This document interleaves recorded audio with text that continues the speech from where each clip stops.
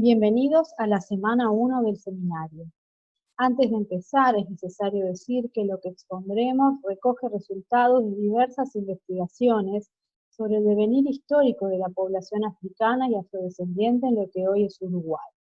Devenir que se inicia con su arribo forzados como esclavizados y continúa hasta el presente.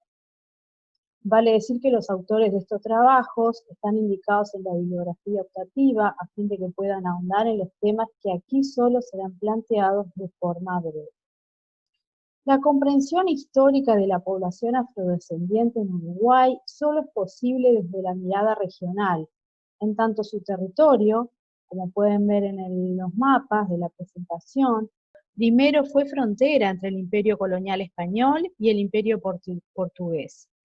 Luego formó parte del Virreinato del Río de la Plata y durante su proceso de independencia y de consolidación del Estado-Nación estuvo fuertemente ligado a las provincias argentinas y a Brasil. En este sentido, el comercio marítimo de esclavizados, tanto legal, entendido esto dentro de las contrataciones aprobadas por la corona española, como ilegal hacia el Río de la Plata desde fines del siglo XVI y por más de 250 años, se llevó a cabo a través de un complejo de puertos que incluyó primero a Buenos Aires y Colonia del Sacramento, y posteriormente a Montevideo, cuando a partir de 1791 fue designado único puerto de entrada de esclavizados a la región. Vale decir además que a este tráfico marítimo se sumó el tráfico ilegal terrestre desde Brasil.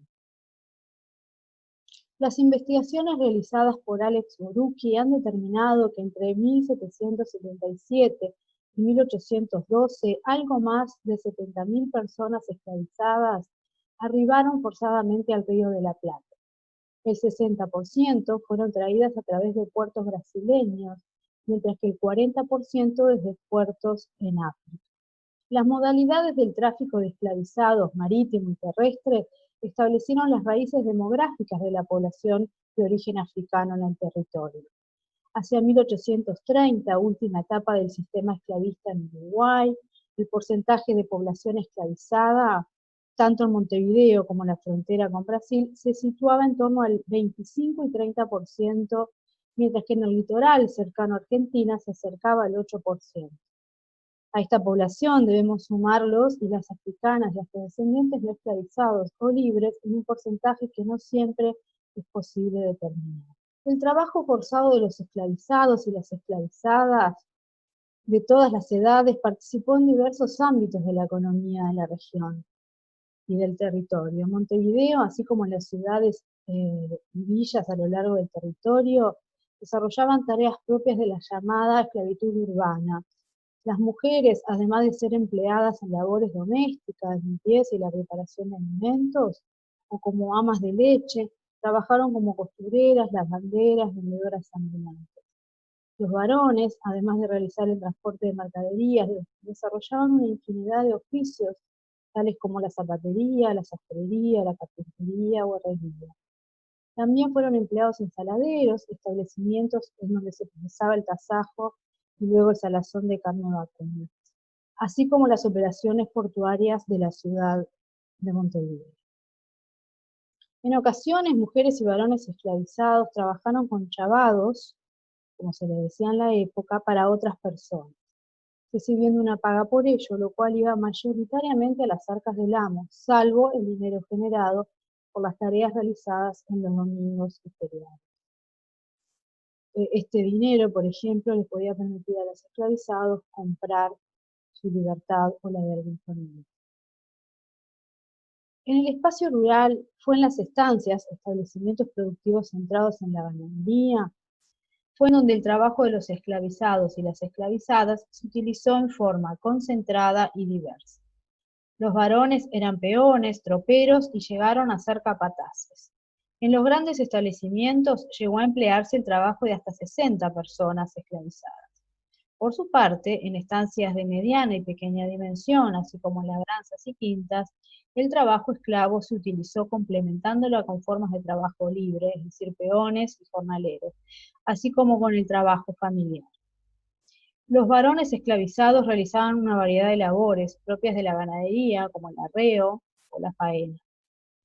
También se dedicaban a la cría de animales pequeños y al trabajo en la producción agrícola. En estas últimas actividades, la cría de animales y la producción agrícola, también era empleado el trabajo de las mujeres esclavizadas y de los pequeños. La sujeción de las personas esclavizadas fue un hecho de dominación y violencia, y los esclavizados adoptaron mecanismos de resistencia ante los amos y ante la sociedad que los esclavizaba.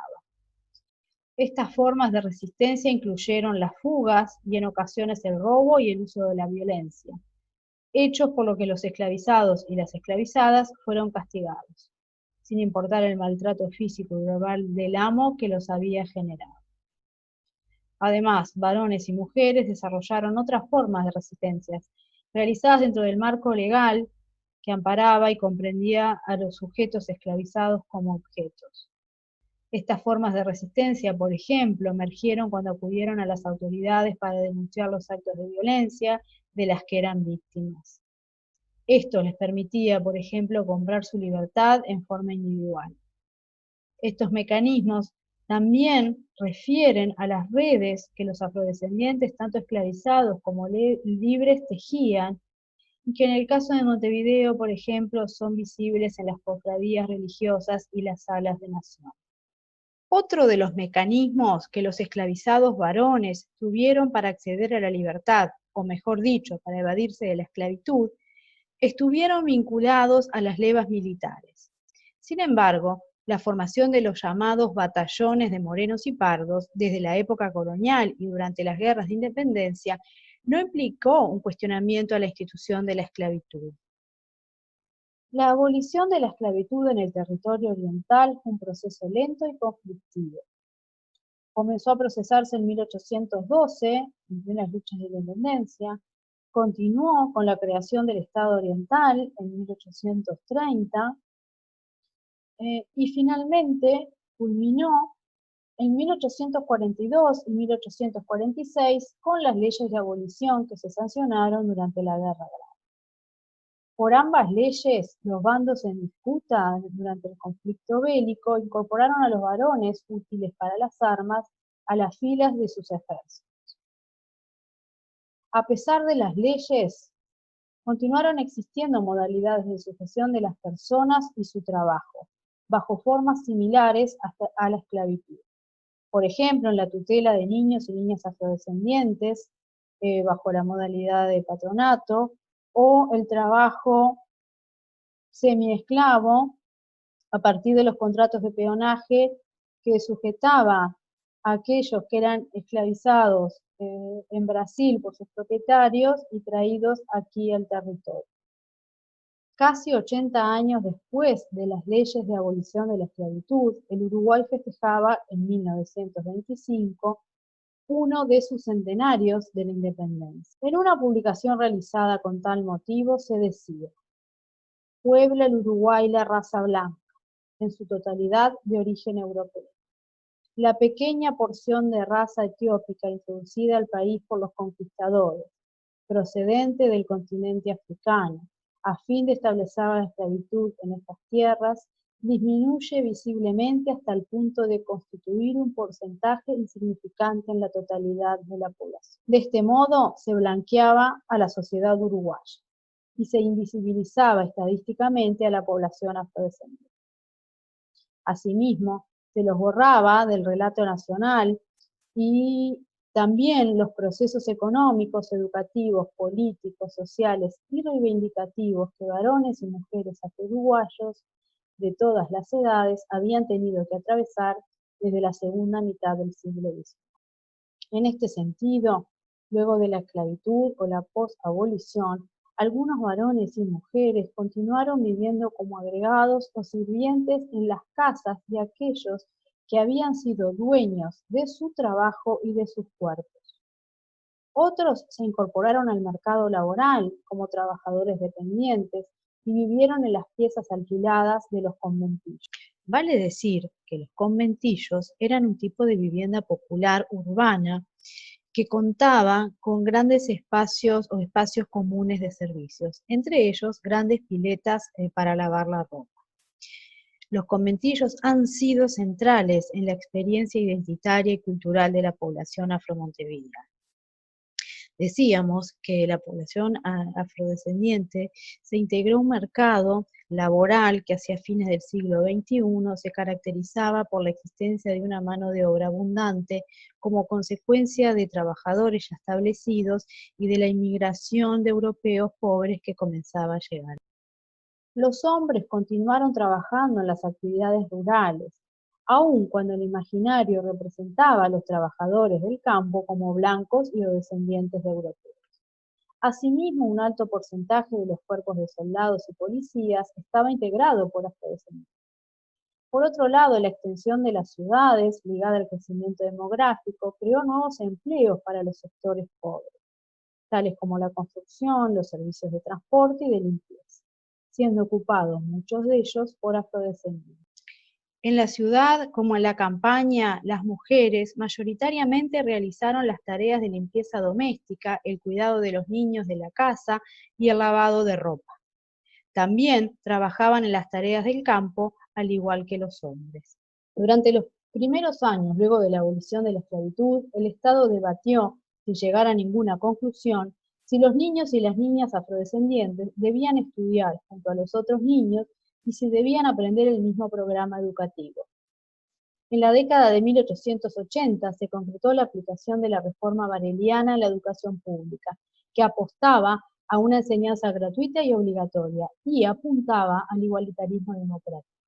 Sin embargo, buena parte de los niños de las familias pobres no concurrían a las aulas, y si bien estas cifras oficiales no distinguían la procedencia étnica de los alumnos, a través de las fotografías y de la prensa realizada por afrodescendientes, es posible afirmar que entre ellos estaban los y las niñas afrodescendientes. Hacia la primera mitad del siglo XX, la población afrodescendiente, al igual que buena parte de los integrantes de los sectores populares, accedieron ampliamente a la educación primaria. Sin embargo, algunos abandonaban antes de terminar el ciclo educativo. En este sentido, los niños compartían la responsabilidad de las tareas domésticas, pues salir a trabajar para contribuir con el sustento de la familia, lo cual tendía a alejarlos de la escuela y a que abandonaran a una temprana edad su educación. Asimismo, hacia la década de 1950 se produjo la expansión de la educación secundaria. No obstante ello, su acceso fue una aspiración no concretada por la mayoría de la población pobre del Uruguay, grupo entre los que se hallaba buena parte de la población afrodescendiente. Vale decir que los trabajos a los que accedía la población afrodescendiente, así como la educación que lograban alcanzar, limitaba su participación ciudadana. En este sentido, la Constitución de 1830, vigente hasta 1818, establecía que todos los hombres libres eran ciudadanos. De esta forma, al abolirse la esclavitud, los varones fueron ciudadanos. Sin embargo, la Carta Magna suspendía el ejercicio de la ciudadanía a sirvientes, peones y soldados de línea. Esto afectó, como vimos, a buena parte de la población afrodescendiente que tenía como fuente laboral estos empleos. Además, no podían votar los analfabetos, situación que también afectaba a la población afro-uruguaya. En este contexto, los afro-uruguayos reclamaron su acceso a una ciudadanía plena, que implicaba, entre otros, su participación política. El medio para hacerlo fueron los periódicos La Conservación en 1872 y El Progresista en 1873. En el siglo XX, la Constitución de 1818 estableció el sufragio universal masculino.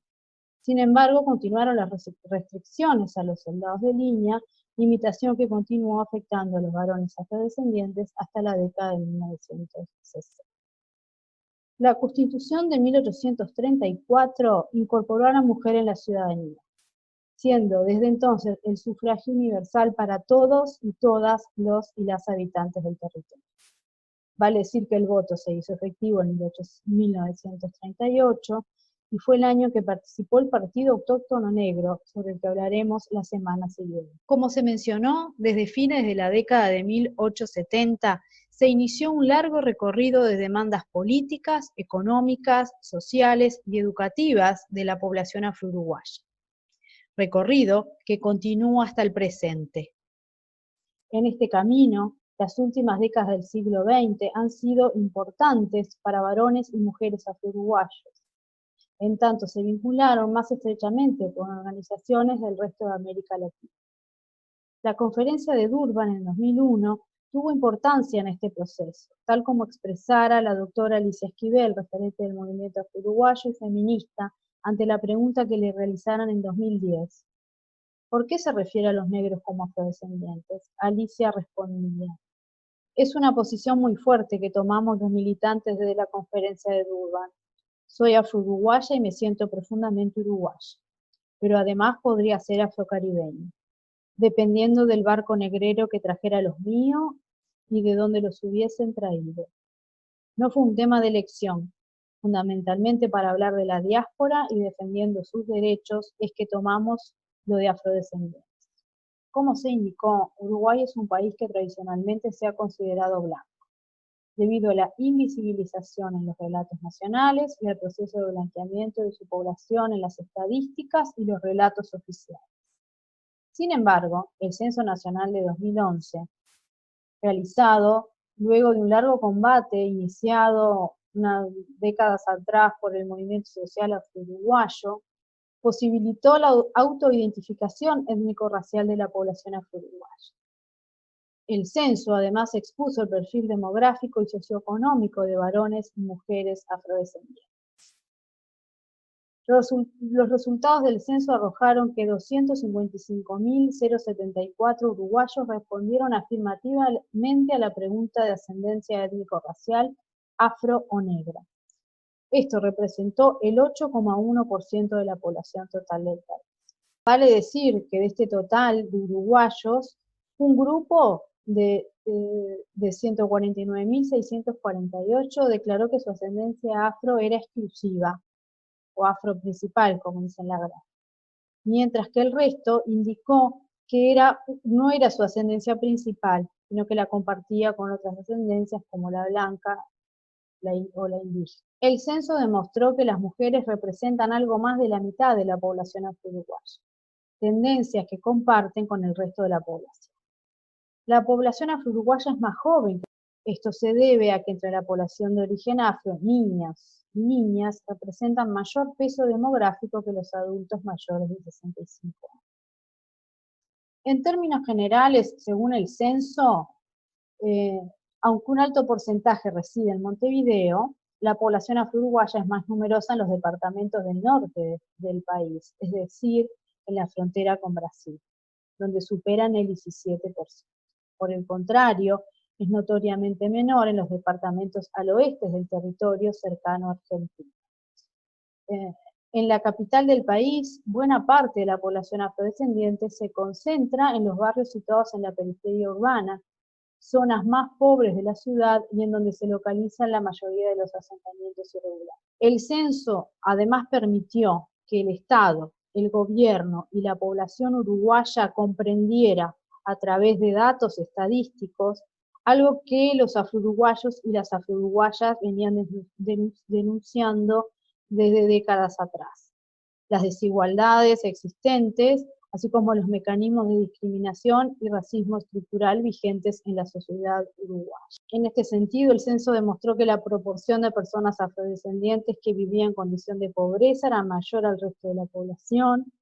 Esta situación persistió a pesar de la disminución en los niveles de pobreza de la población en general en las últimas décadas.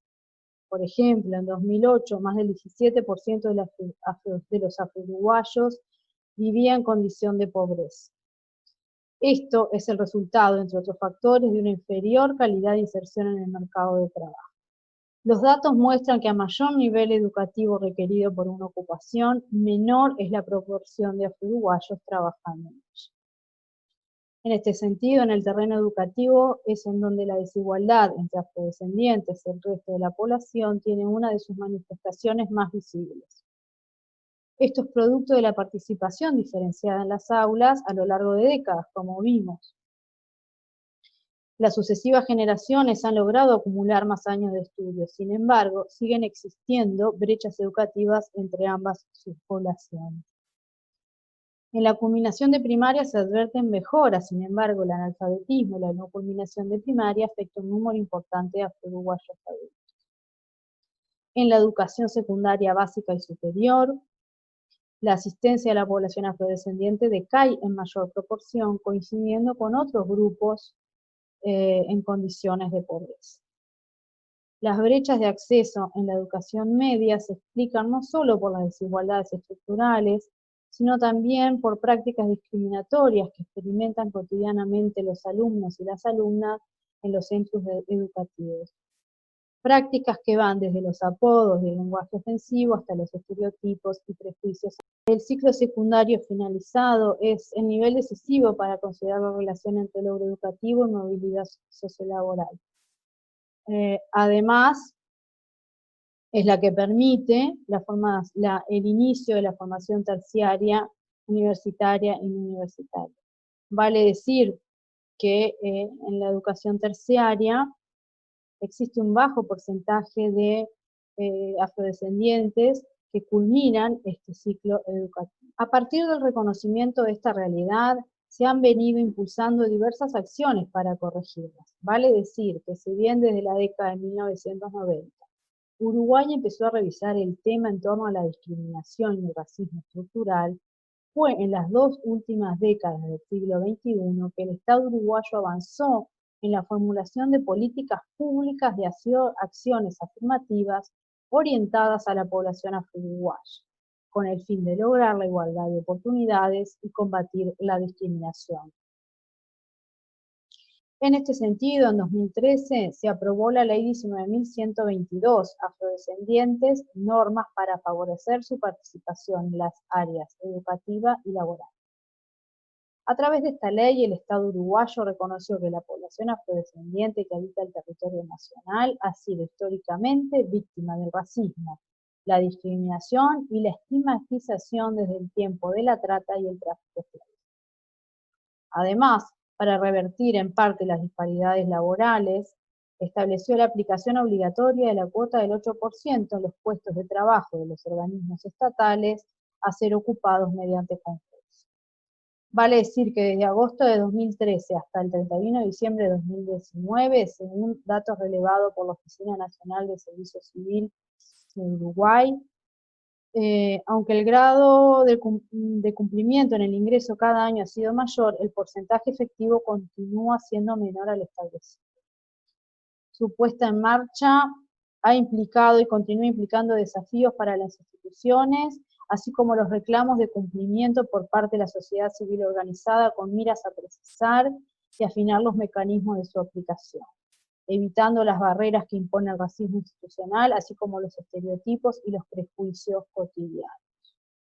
La aprobación de la referida ley también dispuso la incorporación de cupos específicos para afrodescendientes en las becas y apoyos educativos a fin de acortar las brechas existentes, principalmente para educación secundaria, así como estableció que al menos un 30% de las becas Carlos Quijano, creadas en 2006 para estudiantes universitarios de posgrado, fueran destinadas a personas afrodescendientes. Asimismo, el 21 de marzo de 2019 se presentó el Plan Nacional de Equidad Racial y Afrodescendencia 2019-2022, que brinda herramientas para revertir situaciones y apostar a que quienes viven en Uruguay estén en igualdad de oportunidades. El plan fue concebido como un proceso participativo y descentralizado.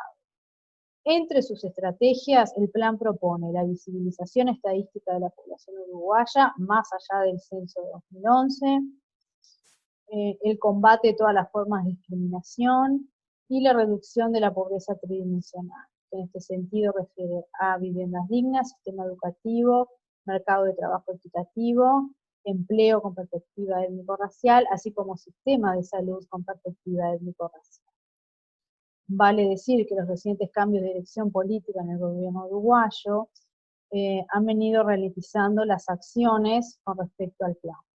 Para finalizar, resta decir que la ubicación en la agenda política de las vulneraciones vivenciadas por la población afro-uruguaya ha sido producto de la lucha de varones y mujeres organizados a lo largo del siglo XX, tema que verán en las próximas semanas.